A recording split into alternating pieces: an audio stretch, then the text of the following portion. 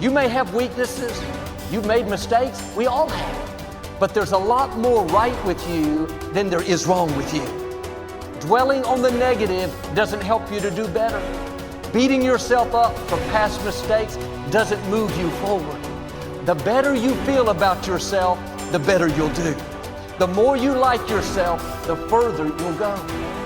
You can't give away what you don't have. If you're in turmoil on the inside, mad at yourself, critical, condemned, that's what you have to give. Love is not something that you do. Love is something that you can become. It's your quality. If your mind is in a certain way, it's joyful.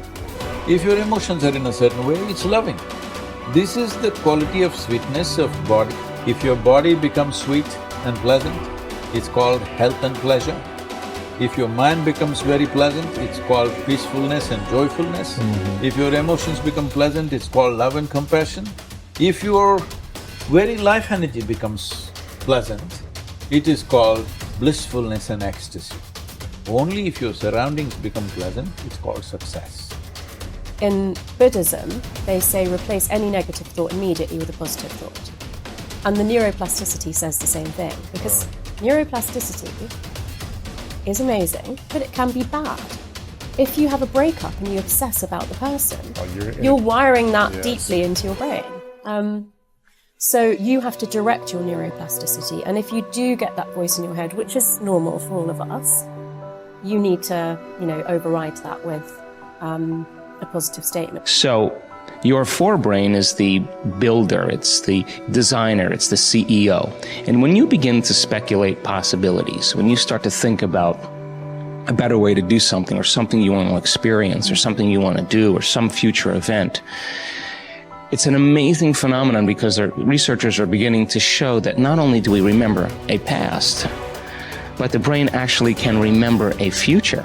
And so how does it do that? Well, because the forebrain has connections to all other parts of the brain, it can take a little bit of that knowledge from a specific neural network and a little bit of experience and another neural network of knowledge and another neural network of experience, and it can seamlessly piece it together to create a new level of mind. And then your brain gets a picture or an image, and then you transfix your mind on that image, and those neurons string into place that begin to fire and wire together.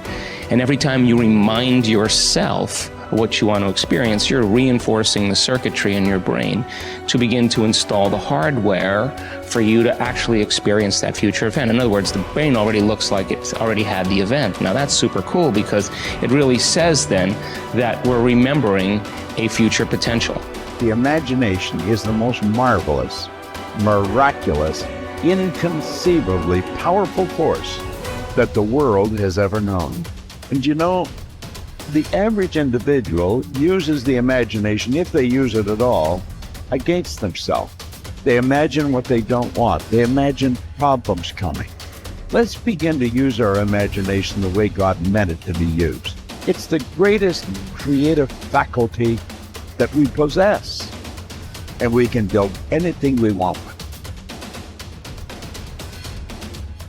The mind is very strong, and one of the things the mind does is develop methodologies or ways of thinking that let it interact with life and not get hurt and be more comfortable, and it's the ego. When we develop a self-concept and we change it throughout our lives, but in general, there's a self-concept sitting under there saying, I was the one that did this, and I was the one that went to this school, and I'm the one that went there, and the one that my father left or stayed, or whatever the hell it is, And basically, all of this unfolds, and you end up developing patterns of thinking based upon the experiences you've had, all right?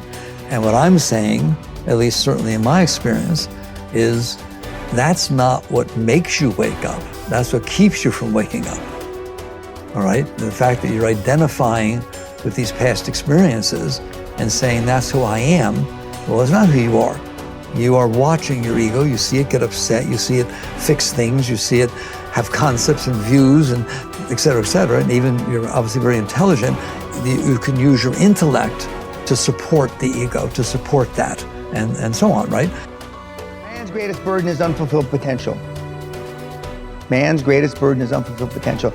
And I say, when I look at the audiences, And I know that maybe only 1% are going to achieve their potential. Not fully. I still haven't fulfilled my potential, but unfulfilled potential is man's greatest burden.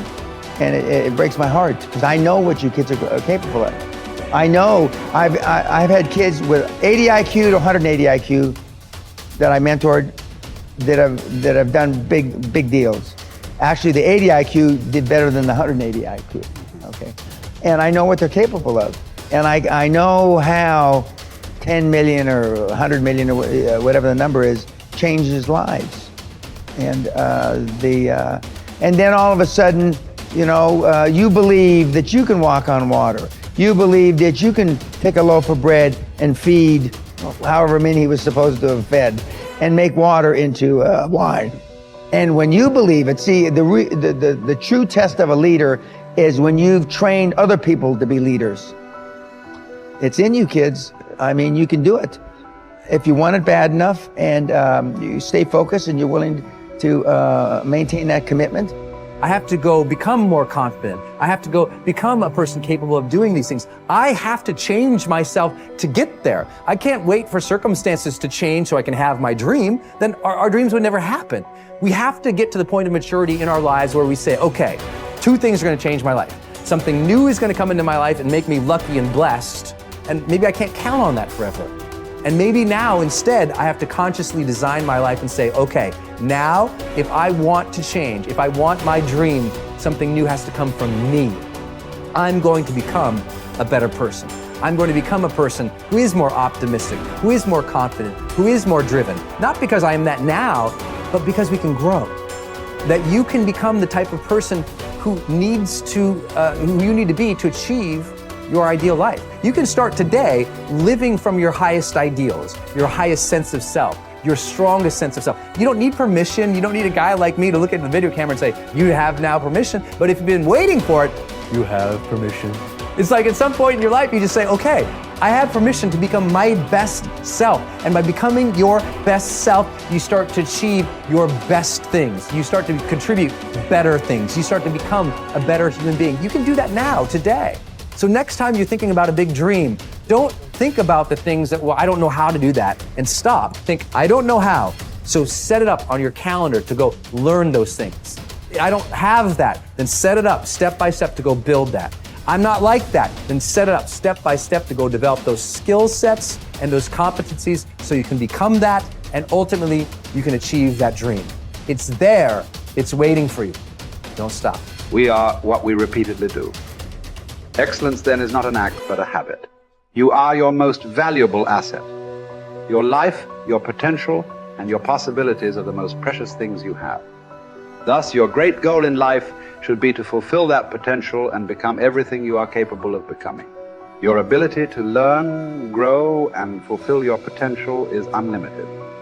Today, people are graduating from high school and college in their 70s, learning new subjects and developing new capabilities. Your ability to learn and remember can continue throughout your life if you keep your brain alive, alert, and functioning at its best. Your most precious financial asset is your earning ability. Your ability to work is your primary source of cash throughout your life. You could lose your home, your car, your bank account, and everything you own, but as long as you have your earning ability, you can earn it all back, and more, in the months and years ahead. Your biggest investment, most people don't realize this. They take their earning ability for granted.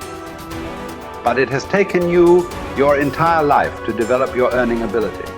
Every bit of education, experience, and hard work that you have invested in learning your craft and developing your skills has gone into building this asset. Your earning ability is very much like a muscle. It can increase in strength and power year by year as the result of regular exercise. Likewise, the opposite is true too. If left alone or ignored, your earning ability, like your muscles, can become weaker or even decline because you have simply failed to upgrade it continually. In other words, your earning ability can be either an appreciating or a depreciating asset. What got you here won't get you any further. Some people are actually losing value each year, declining in earning ability because they are not continually upgrading their knowledge and skill. They don't realize that whatever knowledge and skill they have today is rapidly becoming obsolete. It is being replaced by new knowledge and skills that, if you don't have them and someone else does, you will be in danger of being overtaken by your competition. The achievement of personal excellence is a decision you make, or that you fail to make. But in the absence of a commitment to excellence in your chosen field, you automatically default to average performance, or even mediocrity. No one becomes excellent accidentally or by just going to work each day. Excellence requires a definite decision and a lifelong commitment. Knowledge and skill are the keys to the 21st century. Becoming the best person you can possibly be and moving to the top of your field require the application of self-discipline throughout your life. Mental fitness is like physical fitness. If you want to achieve either, you must work at it all your life. You can never let up. You must be continually learning and growing. Every day, week and month, throughout your career, and in other areas of your life. If you're going to join the top 20% and stay there, to earn more, you must learn more. Abraham Lincoln once wrote, "The fact that some have become wealthy is proof that others may do it as well." What others have done, you can do as well. If you learn how, everyone who is at the top was once at the bottom. Many people who come from average or poor families with average incomes or who grow up in average circumstances have gone on to become some of the most prominent people in their fields. And what hundreds of thousands and even millions of other people have done, you can do as well. The philosopher Bertrand Russell once wrote that the very best proof that something can be done is that someone else has already done it.